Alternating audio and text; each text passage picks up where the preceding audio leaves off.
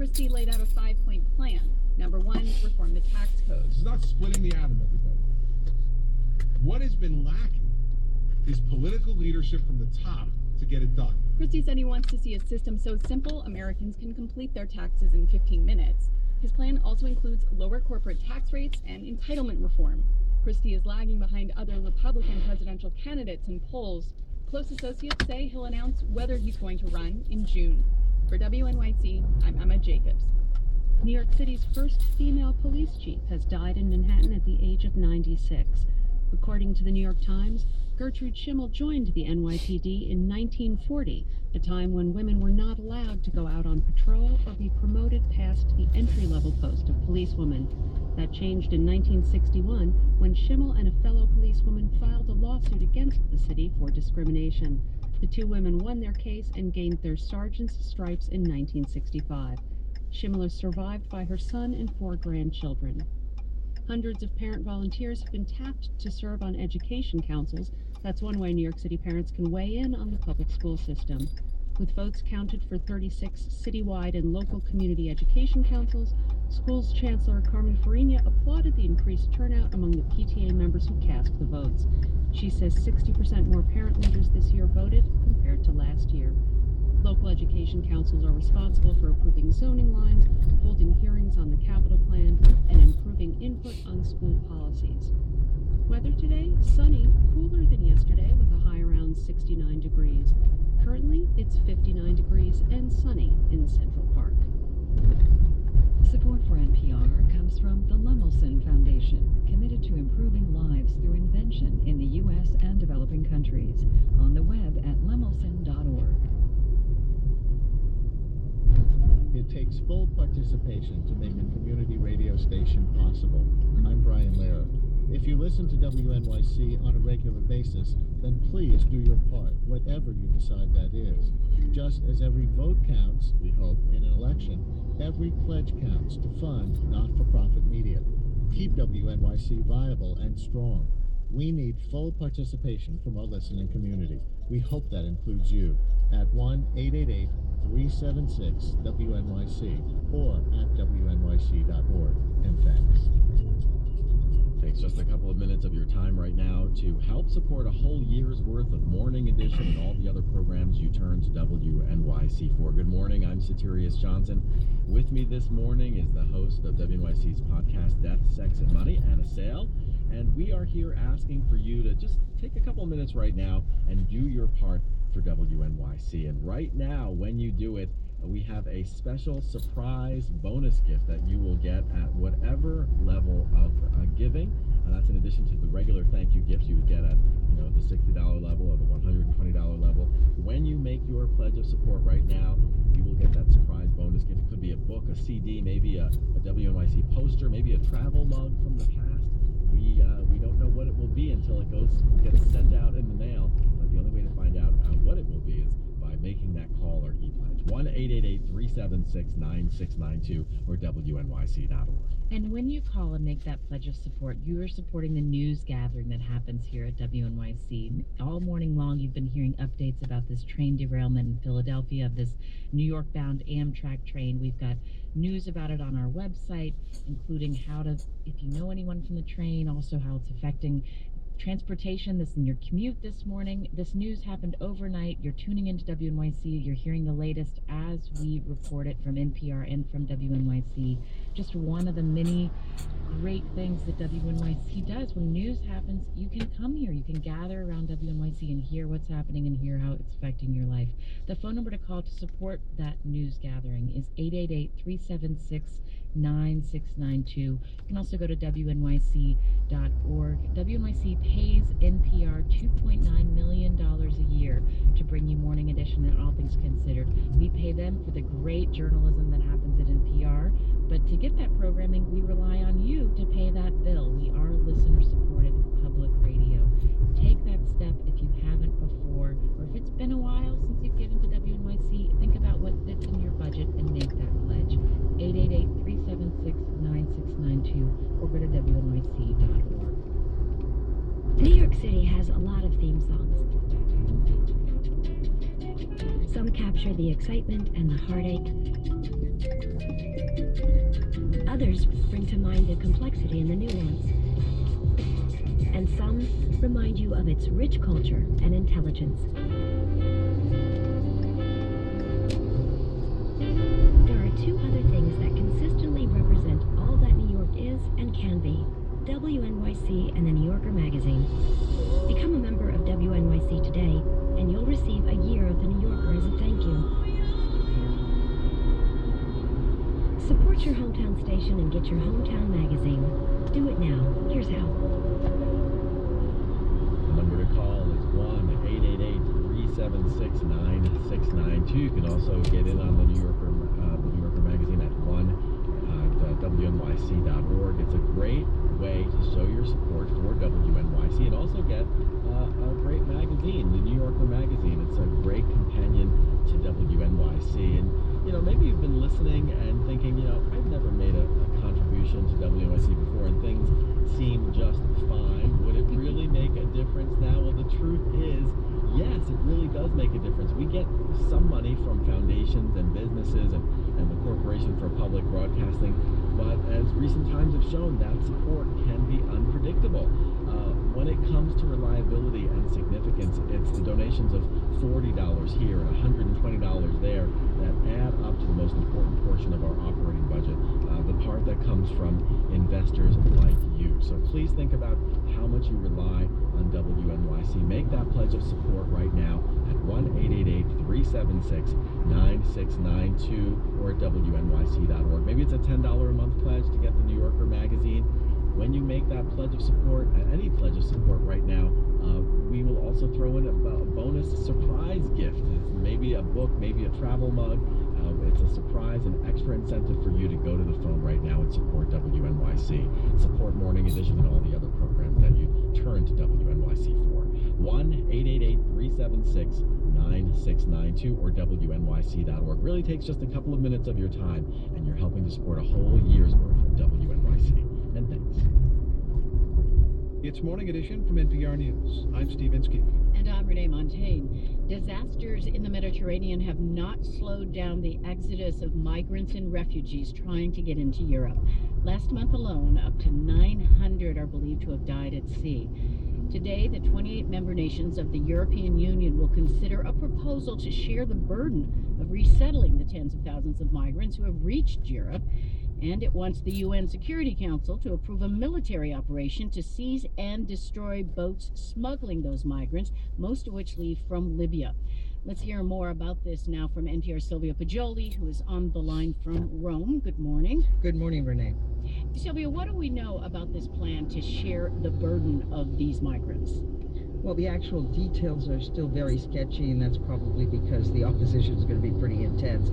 The proposal calls for a mandatory quota system under which migrants who are currently in the EU would be relocated to other member states based on what the population, GDP, and jobless rate is in each of those states. Italy, which has borne the brunt of the recent influx, has more than 80,000 migrants registered in its reception centers, in addition to an unknown number of unregistered migrants. Greece and Malta are the other two frontline states in this crisis. But Britain's newly elected Conservative government has already said it will exercise its right to opt out of any such legislation. And, pressure's growing from anti-immigrant parties across the continent, so getting it approved by the remaining members won't be easy. The opposition is strongest in Eastern Europe, places like Poland and the Czech Republic. The Hungarian Prime Minister Viktor Orban called it an unfair and indecent proposal. Well, European Union members have long been at odds over migration policies. They're viewed as issues of national sovereignty and security, and as you've just suggested, they don't want the burden of these newcomers. So why now an attempt to forge a common policy? Have things just got that bad? Well, certainly the death last month of some 900 migrants and the continuing flow from Libya is definitely jolting the European Union into doing something. And in this so-called EU migration agenda that they have, there are other things. It calls also for an overhaul of asylum regulations. It would introduce a European asylum process, which is not the case today. Now it's done in the individual countries. Last year, there were a record 600,000 requests for asylum in Europe. And talk to us about this possible military operation to hunt down human traffickers and destroy their boats. How likely is that to happen? Well, it depends who's talking. The EU foreign policy chief, Federica Mogherini, sounded very optimistic after her talks at the UN, but many diplomats and human rights activists are skeptical about using force against smugglers in international waters and Libyan territorial waters. Obviously, the boats would have to be empty before they're going to be destroyed, and that means probably raising them down inside Libyan ports. But that, of course, raises the Libya conundrum. It's in a state of anarchy with two rival governments, and the one that's internationally recognized says it won't authorize the use of force on its territory. And also the EU foreign policy chief this week told the UN that refugees and migrants intercepted at sea will not be sent back against their will. So that sounds like the smugglers will stay in business.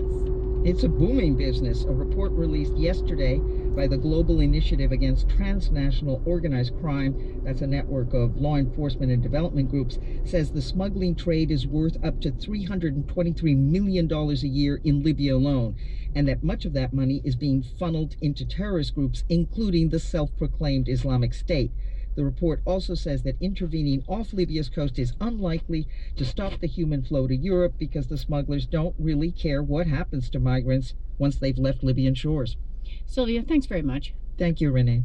NPR's Silvio Poggioli speaking to us from Rome. Now, many refugees are being directed to shelter far from the Mediterranean shore. Late last year, for example, some were supposed to go to a village in Germany.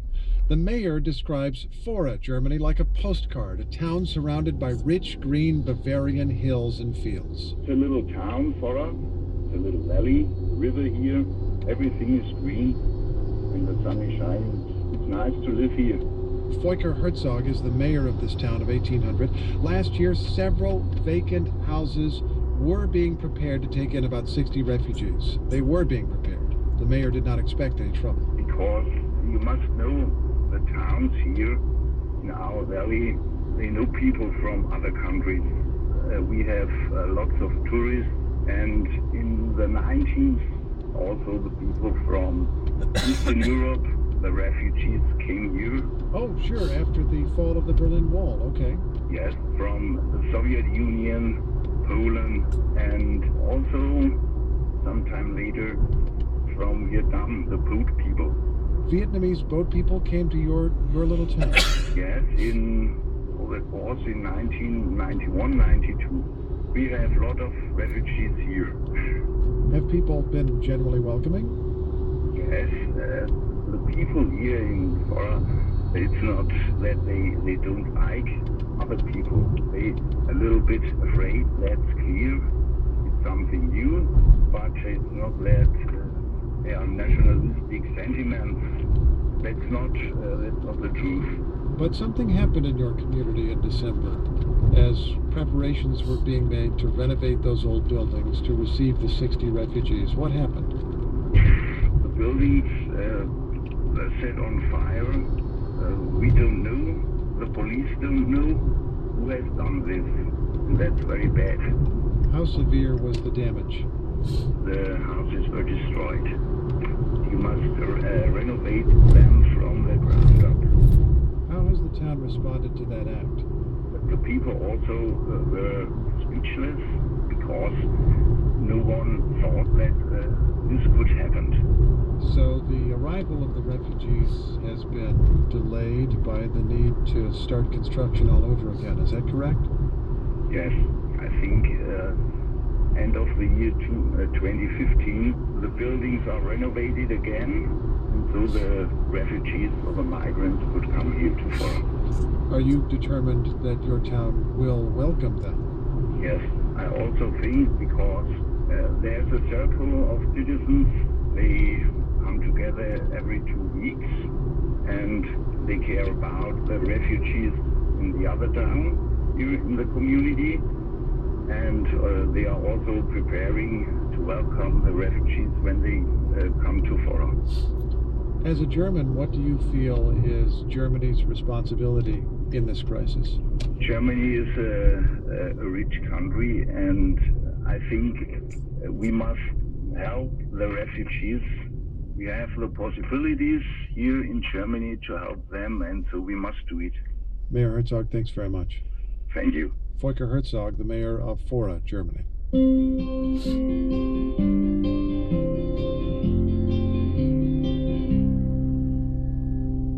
Next, we pose a vital, burning question. The first question, are you ready? Archaeologists unearthed the ruins of Knossos on an island in the Mediterranean Sea. Name this island that lies southeast of the Peloponnesus. That's a burning question. It was for contestants of the National Geographic Bee. The competition is modeled after the National Spelling Bee. And it's based on the optimistic idea that somebody in America must know something about geography. So let's listen again to that question put to a group of contenders in 4th through 8th grade on Monday. Okay, I'm going to repeat the question. Archaeologists unearthed the ruins of Knossos on an island in the Mediterranean Sea. Name this island that lies southeast of the Peloponnesus. The kids were required to write answers on whiteboards. Time. All right, hold up your answers, please. And the answer is Crete. Crete. You knew that, right? All 6 contenders knew it, so the competition went on. All right, the second question. What is the name of the gulf in the Atlantic Ocean that borders the southern coast of Spain and Portugal? Let's see. Not the Gulf of Mexico, not the Persian Gulf. Okay, the correct answer is the Gulf of Cadiz. And so we've got one contestant who is out of the running. Grace Rembert of Bozeman, Montana was the one who did not quite get it right. It feels pretty terrible because I had the right answer down and then I erased it, which is just, yeah, it's not good. Still sounds pretty impressive to those of us who would not even have known the correct answer to a race. Rembert just missed a spot in today's final round, in which 10 young people compete, including this kid. My name is Amnab Karthikeyan, and I'm from the great state of Maryland.